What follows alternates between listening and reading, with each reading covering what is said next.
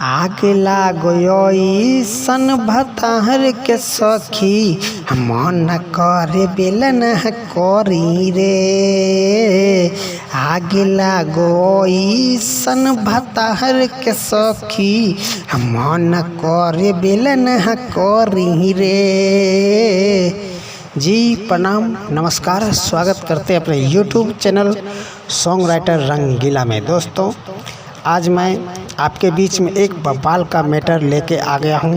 तहलका मचाने वाला मैटर है दोस्तों, अच्छा मैटर है, मार्केट में बजने वाला मैटर है। दोस्तों अगर आप लोग नए हैं, हमारे वीडियो पे पहली बार आए हैं तो प्लीज़ हमारे चैनल को लाल बटन दबाकर सब्सक्राइब कर लीजिए और साथ में बेल आइकन ज़रूर दबा लीजिए ताकि हमारा कोई भी नई वीडियो का नोटिफिकेशन आपके पास सबसे पहले पहुंच जाए। दोस्तों अगर इस वीडियो अच्छा लगे तो आप एक लाइक ज़रूर कर दीजिएगा, ठीक है दोस्तों।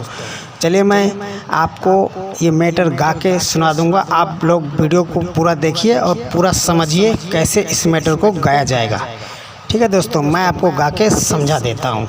चलिए मैं वीडियो को शुरू कर रहा हूँ। चल गइल भातार हमर दिली रे, कैसे पलंग या बहिली रे, कैसे पलंग या बहिल।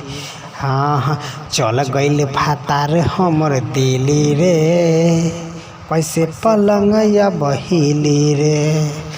रतिया में रोज हम झरी रे, रतिया में रोज हम झरी रे। आग लागो सन भतार के सखी मन करे बेलन करी रे। आग लागो सन भतार के सखी मन करे बेलन करी रे। जी दोस्तों कैसा लगा मुखरा? अच्छा लगा तो प्लीज़ हमारे वीडियो को पूरा देखिए और एक लाइक ज़रूर कर दीजिए। चलिए मैं फर्स्ट अंतरा गा के आपको सुना देता हूँ। बारा दिक्कत होता सखी हमारा जबनिया के, बुझे नाही दुख मुआना अपनाऊ कनिया के, अपनाऊ कनिया के रे।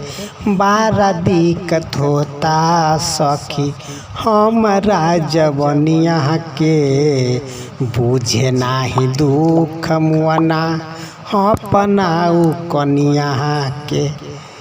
मिले नाही चीजवा मन भरी रे, मिले नाही चीजवा मन भरी रे। आग लागो सन भतार के सखी मन करे बेलन करी रे।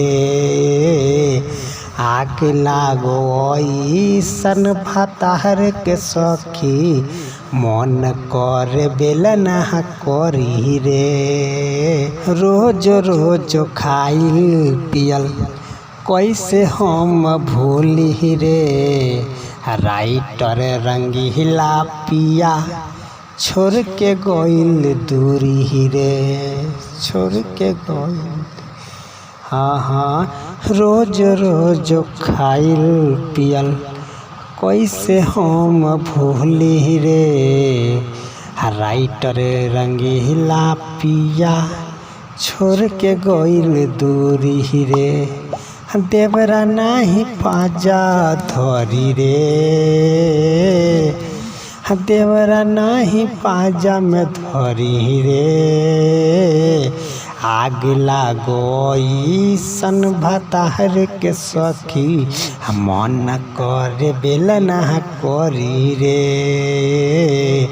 आग लागो सन भतार के सखी मन करे बेलन करी रे। दोस्तों कैसा लगा?